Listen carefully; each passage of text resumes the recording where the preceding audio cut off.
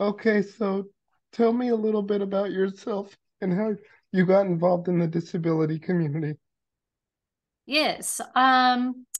Well, I think I was kind of thrust into the disability community. My son was born in the early 90s, and his name is Andrew. And we knew right away, like really within a couple months, that there was something different about Andrew. And it took us a while to kind of discern what was going on. And he was diagnosed with autism quite early on. So there was a neurologist here that did a review, and he was only 9 months old, and he hinted at it. At that time, my only understanding of autism was from the movie Rain Man. And I remember feeling very overwhelmed and very upset that this doctor would hint at this, but really not give me any resources or any outlook on what does my son's life look from there. So in the early 90s was in the 80s and the 90s where people were transitioning from, like, the public schools were transitioning from inclusion or no, from separate programs for people with disabilities to this new thinking, which was inclusion programs. And my son was really on the cusp of that. So me and my contemporaries who had people or kiddos with disabilities were really navigating this big change. And there were a lot of difficulties in that. And I think for me, once we had a formal diagnosis when he was around 3, I had to take a step back. There were very little resources in trying to figure out what to do with someone who had autism, how to best parent him and advocate for him. So I formed this kind of little posse of moms, and we called ourselves the Breakfast Club. We all got together, and really we had these great ground rules on what we would talk about and how we would always remain positive in the way that our comments and our discussions and our meeting times were really there to be a support network, a small community of moms to help us figure out how to raise our kids. So that was really my very first entry or a step into the disability community. And I learned a vast amount from these other moms, these other women who are raising kids that weren't just having issues with autism, but a variety of different disabilities. Mm-hmm. Yeah, that's cool. So tell me a little bit about your book, The Chicken That Saved Us. What motivated you to write this book?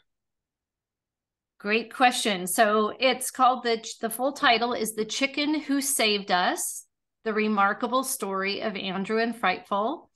And I really think that the reason I started writing, which was when Andrew was about 16, 17 years old, is I was struggling with how do I continue to step into this disability community.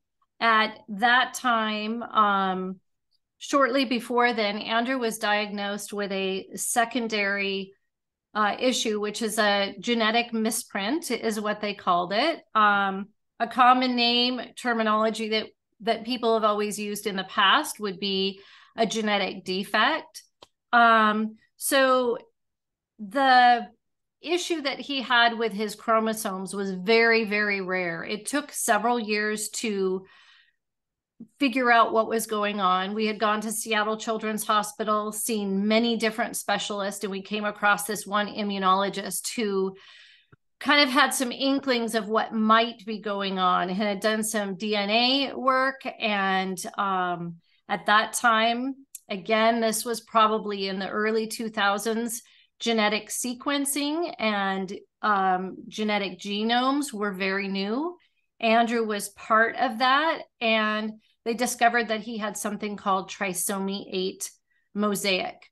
So here I was again with for him, it manifested as an illness. It was an inflammatory illness that really crippled him and his ability to live his life as a boy and into the teen years. And so I think one of the reasons that motivated me to write this book is because I knew I wasn't alone, but it's very, very lonely as a parent whose kid not only has a disability that has a clear name to it, where we're trying to help him fit in not only with his peers, but learn how to learn and how to fit into our education system.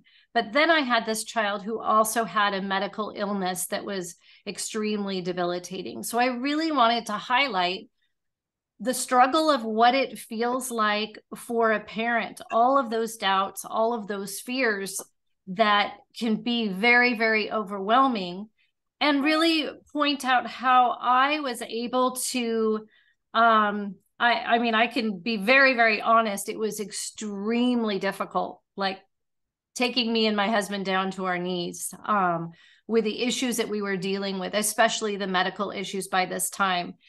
But in one of the things that I hoped my book would share with others is how to find hope in unexpected places and the power of community. Community is just so integral into our mental health, our well-being, our physical well-being. And I really focused on what that looked like when it looks like your life is, you're kind of stacked against some really scary odds. Mm-hmm. Yeah, that's awesome. What was your process behind, this book? What experts did you seek out? And how did they help you on your journey that you had with your son? Okay. The kind of basic answer is I was very reluctant to reach out. I was very reluctant for many, many years to really let my friends, my family, and kind of community know exactly what was going on. My husband and I were both very overwhelmed and very scared of what exactly this would mean. And we just didn't know if we were doing this right. So it really took me when we were in a really, really rough spot I called a phone number of a local church and got their hotline number for the care pastor. And I called and I basically called at midnight and said, help, we need help. We just don't even know where to turn. And that was a very pivotal moment in our lives. And I'll speak for myself. A very pivotal moment in my life to be vulnerable enough to be honest with other people and say, hey, this is the picture of what's going on in our life. It's very scary. We need some help. And that pastor ended up coming into my house in the middle of the night wearing her sweats and a ponytail and a cup of tea. And she sat with me all night long. And I unburdened my years and years of stories. So by this time, Andrew was about 15, 16 years old. And we had just been overwhelmed since day one. And her listening to our story, and something that she said to me that has stuck with me all this time is, now you have people, I can hold your story, and you have people who know your story, and we can step into it and walk alongside you. And that completely changed my whole outlook, really, on what is life going to look like even once we get through this trauma. What's it going to look like moving forward? And I think it's made a profound change in me, and in doing so, that kind of trickles out to family and your community. And I often try to speak about, especially people with disabilities, when you can allow some room for grace and allow some room for acceptance, it's just remarkable what is out there. Mm-hmm. Yeah. obviously, people have pets for a variety of reasons. One reason might be if they're feeling lonely and need, companionship. So my question is like, at what point did you realize that, that having a chicken was the best solution for your son in terms of like healing? Yes. So, just a little bit of background that we didn't talk about in the beginning. My book is called The Chicken Who Saved Us. And the premise of the book is me talking about not only my raising Andrew and growing up with this kid who is quite extraordinary, but he doesn't communicate that we communicate, and he doesn't walk through his life in the way that we do. The let's see. I would say that the pivotal time where we realized that this human animal bond was going to be the key for us to understand Andrew was on a Sunday afternoon. We were going for a family drive. My husband wanted to stop at a feed store to pick up a baby chick or to pick up some grass seed. And it happened to be springtime, and there was a sign out front that said, "Welcome to Chick Fest." And we walked in, and there were bins and bins of these darling little two-day-old baby chicks. And Andrew, who was barely speaking at that time, he could say a few different words. We kind of had an idea of what he wanted or what he was trying to get across to us, but no sentences, no phrases. And he walked straight in the front door up to one of the crates, picked up a baby chick, turned around, and walked up to my husband and myself and said, "She's my new best friend." And that was the very first string of words that we had ever heard out of our son. And it was very apparent right in that moment that there was something about that little chick, that little bird, that spoke to my son on a very deep level. And we ended up going home with a half dozen chicks and all the items that you need to raise baby chicks, and building a shed and a chicken coop in our backyard for the chicks. And my son's life, his whole world opened up with communicating with this little baby chick. The chick, we found him sitting watching TV with us at night, playing Xbox with my son, or even walking through the house. Not that that was something that I was hoping for. And yet I saw in the presence of this little animal, my son came alive and was able to communicate with such depth that we never thought was possible. We had spent years and years in all of these different supplemental therapies and speech therapy and occupational therapy, only to find that this little 99-cent chick was the key to opening up this world that we never thought was possible. And since then, my son today is 29 years old. He still raises hens and has a small business where he collects the eggs, donates the eggs to the community and staff of the place where he lives. And to this day, I see him communicating and communing with these birds in a way that he still is not comfortable communicating with people.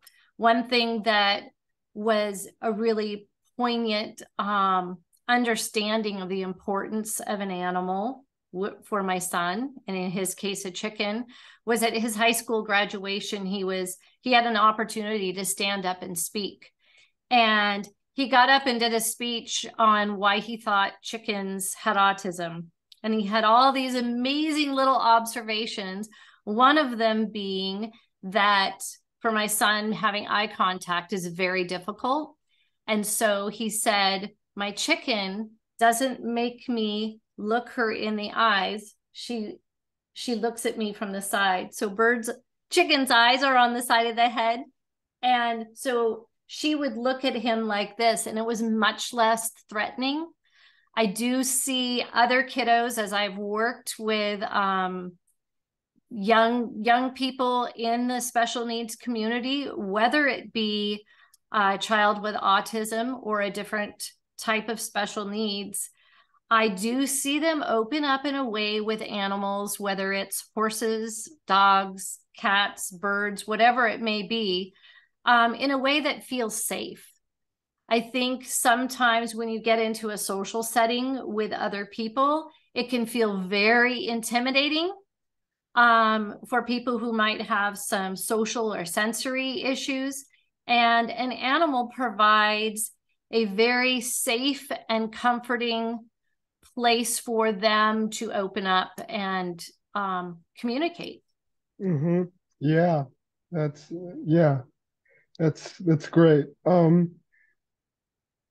If I could just like ask, like, a lot of parents, especially people with special needs, don't know where to turn to when, faced with challenges, like having a child with a disability.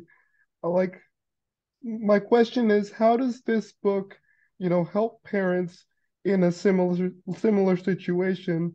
Because I would imagine that you've had a lot of challenges, you know, um, and so I'm just kind of wondering, you know, how does this like book help parents, in a similar situation? Like, do you have any advice or tips that you point out in the book? Yes. So there's lots of questions in there, and I'll try to address them all. I think that the biggest piece of advice that I would give to parents and families is don't be afraid to ask for help. It's very scary to put yourself out there and be vulnerable, but you'd be very surprised at who is willing to step in the mix. We discovered along the way that there were some people who had been longtime friends who, when things got extremely difficult and even dire, there were some people that just didn't know how to step into that were very intimidated by that and kind of pulled away or stepped away. And yet, by the same token, there were people that stepped into our lives that we would never have met or have known to ask, and some very simple things that had I not been open to accepting help from others, I may not have responded the way that I did in being open enough to accept the help. There was one point where my son had been in the hospital for over a year, living in the hospital, and we were at a really critical point where they were telling us they did not know if he would survive. And I had gone home to switch off. My husband and I were switching 24-hour shifts at the hospital. It was my turn to go home and have dinner with my daughter, and I was just exhausted. I had nothing left in me. And I walked into the grocery store and I had to buy like a few simple things, but I remember standing in the toothpaste aisle looking at all the different choices, and I just burst into tears. I couldn't even figure out how to decide on which tube of toothpaste to buy. And there was a young mom who came up behind me, and she didn't even say anything. She had a young kid in her cart, and she grabbed the end of my shopping cart and said, "Here, let's get you dinner tonight." I was blown away. I didn't even, normally somebody would say, "Oh, no, thank you. I'm fine. I don't need help." But I think I was so stunned that I followed this young woman around the store, and she piled food into my cart, enough to make a simple dinner that night, took me to the cash register, bought my groceries, and walked me out to the car and loaded them in the car and said, "You're taken care of for tonight, and bless you." And it was such an incredible gesture that had I been in another place, I might have declined it and not allowed her to help. But even from her end of things, I think it was a blessing to her to be able to give my daughter and I a gift like that.